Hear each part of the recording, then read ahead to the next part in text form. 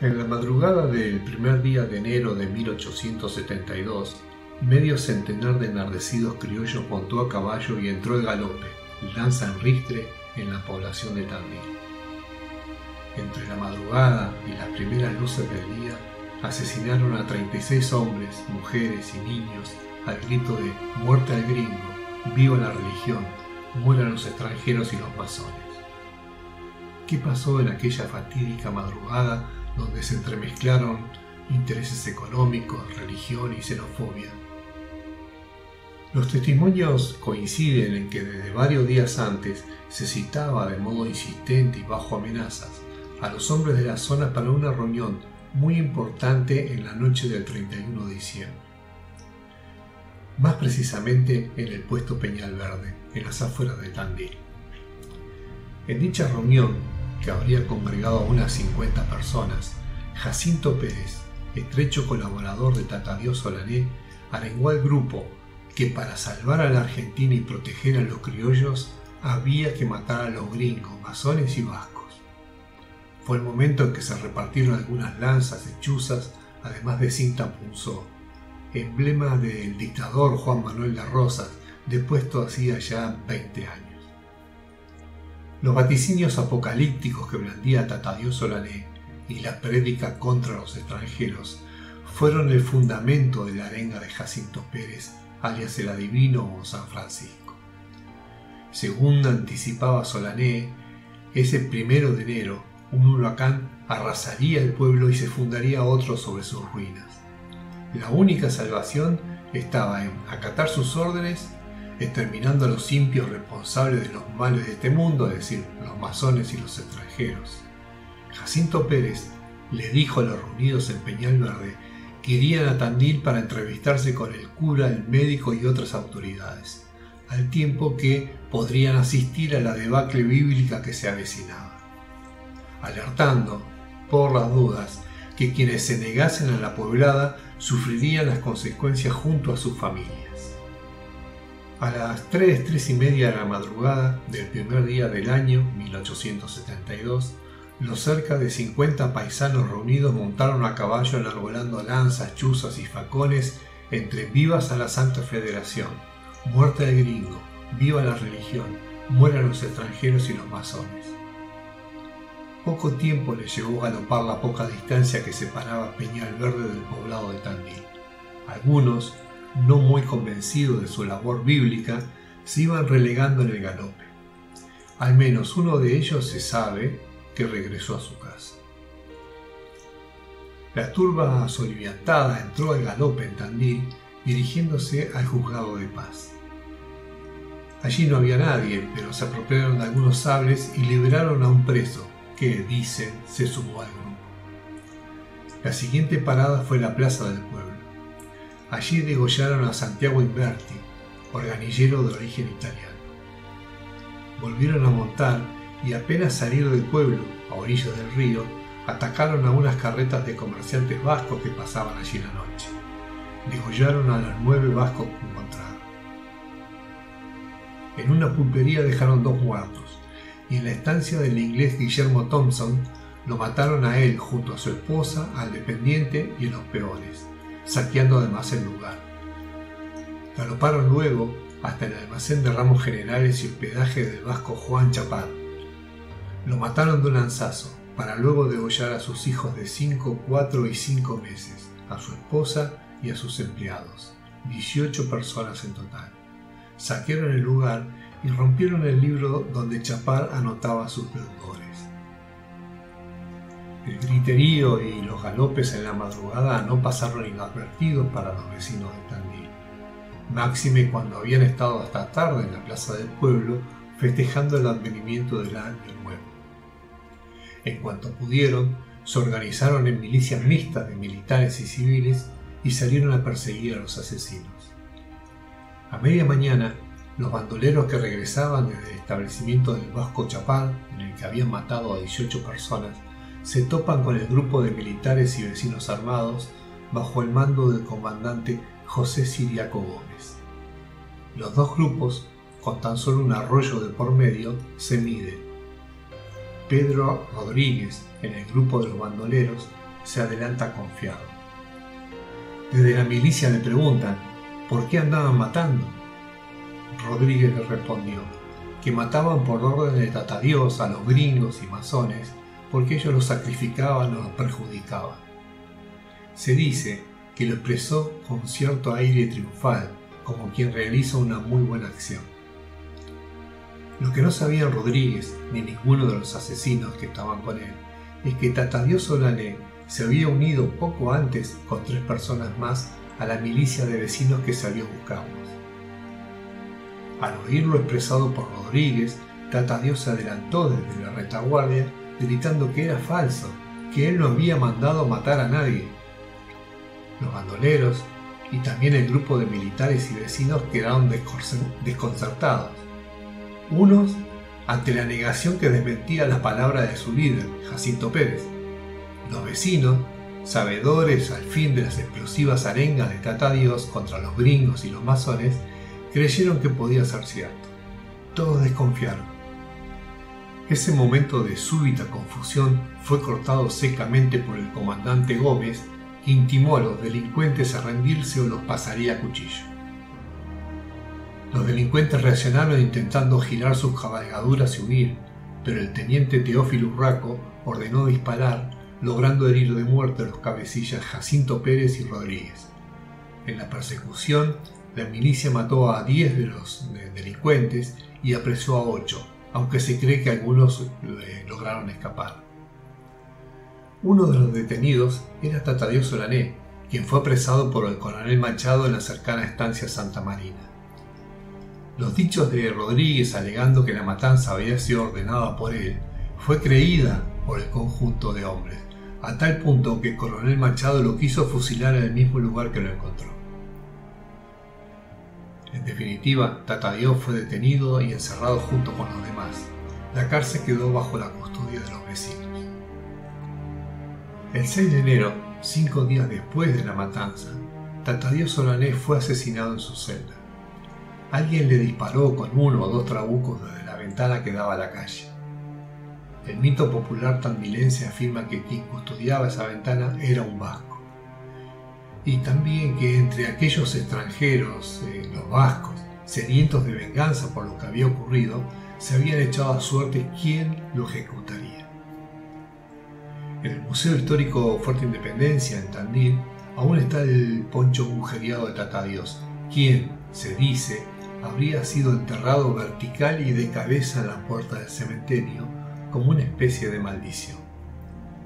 El resto de los detenidos fueron llevados a juicio y acusados por el asesinato de 36 personas, hecho agravado por alevosía y atrocidad.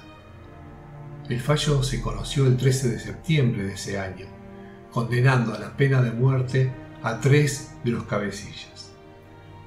Otros 7 fueron condenados a 15 años de prisión, uno a 1 año de prisión porque no se le pudo comprobar haber asesinado, pero sí robado en las casas de las víctimas.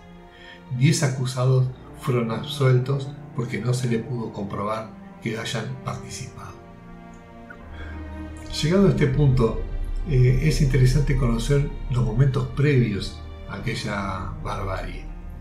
Entre octubre y noviembre de 1871, es decir, 1 o 2 meses antes, el hacendado Ramón Rufino Gómez, cuñado del juez de paz y titular de la estancia de la Argentina, enterado sobre curaciones presuntamente milagrosas que realizaba un curandero en la ciudad de Azul, lo fue a buscar, con la intención de aliviar las fuertes jaquecas que sufría su esposa, Rufina Pérez. Las artes de sanación de Tatadios, cuyo nombre era Jerónimo Solané, dieron resultado a la señora del hacendado. Agradecido, este le ofreció quedarse en una de sus propiedades. Era apenas un rancho grande que hasta ese momento servía de puesto y depósito. Solané aceptó instalándose en el rancho, agregando un único elemento al escaso y humilde mobiliario, una pequeña imagen de porcelana de la Virgen María.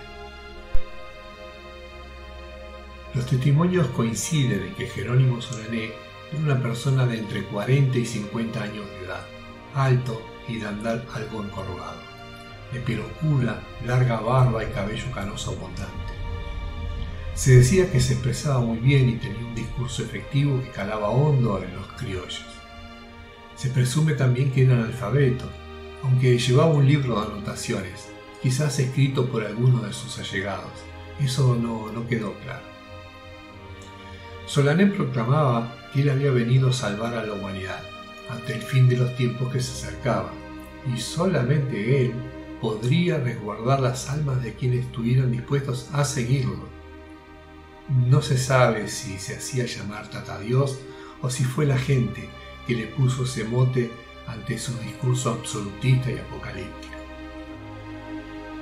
Uno de sus primeros seguidores y personaje muy cercano fue un tal Jacinto Pérez, al que denominaban el adivino o San Francisco, quien también practicaba rituales y sanaciones. Otro personaje que le seguía de modo incondicional fue Cruz Gutiérrez, al que le decían el Mesías. Ambos eran estrechos colaboradores de Solané, y en un círculo un poco más amplio estaba un grupo de 10 o 12 hombres que eran denominados sus apóstoles. La primera noticia que se tiene de la existencia de Tatadios Solané, de acuerdo al maestro Jorge Emilio Prina, es que habría estado en Rosario, provincia de Santa Fe, a unos 600 kilómetros al norte de Tandil. De allí habría sido expulsado, presuntamente, por su prédica mística radicalizada y xenófoba. Prina también confirma que Solané se decía enviado del Señor y que podía curar todos los males. También se comprobó que estuvo preso en la ciudad de Azul, presuntamente por ejercer de modo ilegal la medicina. No se especifican los cargos, pero tuvo que haber sido algo muy grave para caer preso por ese motivo. Es que los criollos, sin médicos cerca o imposibilitados de pagarlos y librados a la buena de Dios, acudían a los curanderos para aliviar dolencias, mal de amores o tratar de esquivar la continua presencia de la muerte en derredor. Se deduce que lo más probable es que haya molestado a alguien importante en Rosario o que sus prédicas xenófobas hayan sido el motivo para encarcelarlo. No se sabe. El Tatadios Solané vestía a la usanza criolla rural, una especie de pantalón de algodón de piernas anchas, chiripá encima y faja a la cintura, camisa holgada, a veces un raído chaleco por encima y el infaltable poncho y sombrero. Calzaba gastadas botas de cuero de potro sin punta ni talón.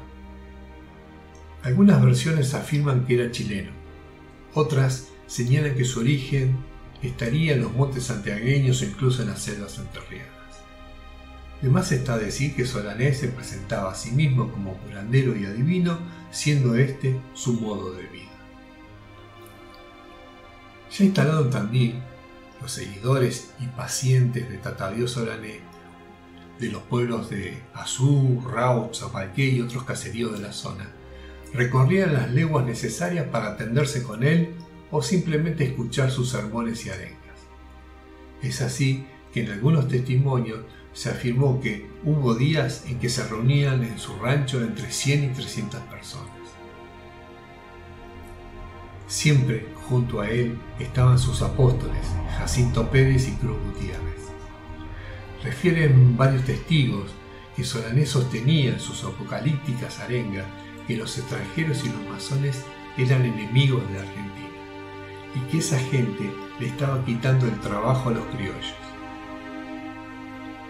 Al cúmulo de tensiones descritas debe sumarse la reciente epidemia de fiebre amarilla que pegó con fuerza en Buenos Aires, y además una invasión de langosta que arrasó el valle de Tandil en ese diciembre de 1871. En ese contexto, el discurso del curandero Solané, que anticipaba el fin de los tiempos y explicaba que el mundo para el criollo era tan ancho como ajeno, al decir de Ciro Alegría, prendía fuerte en el corazón de aquella gente. Hasta aquí, los hechos reconstruidos basándonos en diversos testimonios de la época.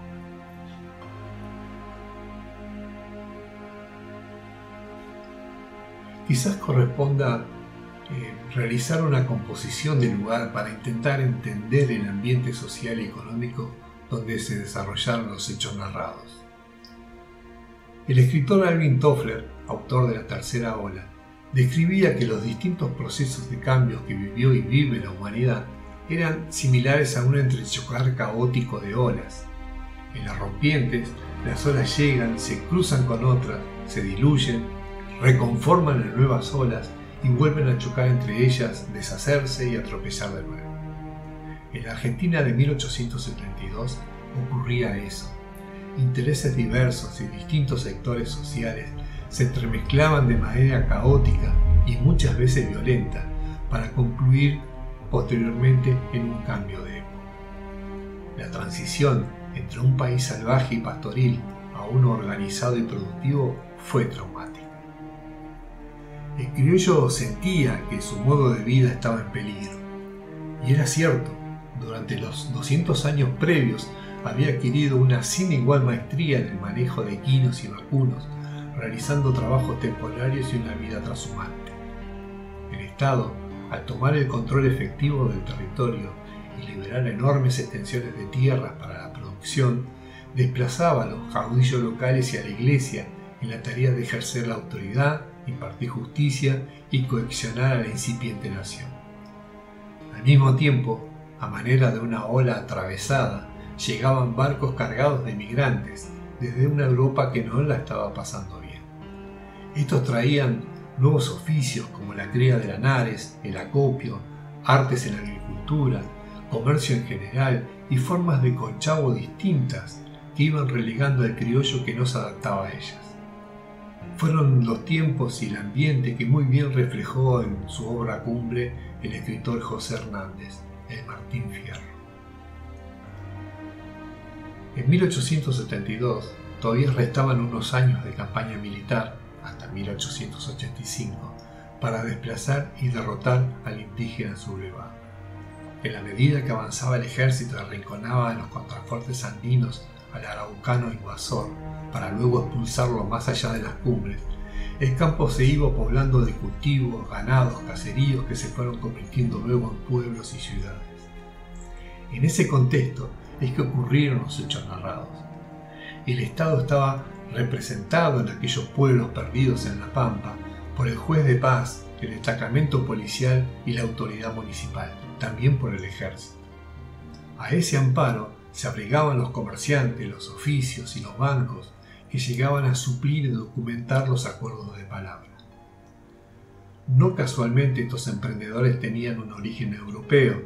Los que conocían los rudimentos de la escritura y lectura sacaban ventaja sobre los criollos, que, todavía incultos por falta de escuelas, algo que el entonces presidente Domingo Faustino Sarmiento se estaba ocupando de modificar. El avance del Estado también hacía tambalear el poder del cura párroco al asumir el control de los registros demográficos. Se sumaba la reciente Constitución Nacional Liberal de 1853, que sentaba las bases jurídicas de la nación, que, entre otros aciertos, separaba el Estado de la religión, algo que fue interpretado como una victoria de la masonería internacional. En este contexto histórico, un curandero de discurso mesiánico y xenófobo que reunía a pequeñas multitudes representaba un peligro para la incipiente organización del Estado. Soy Walter Raymond, periodista.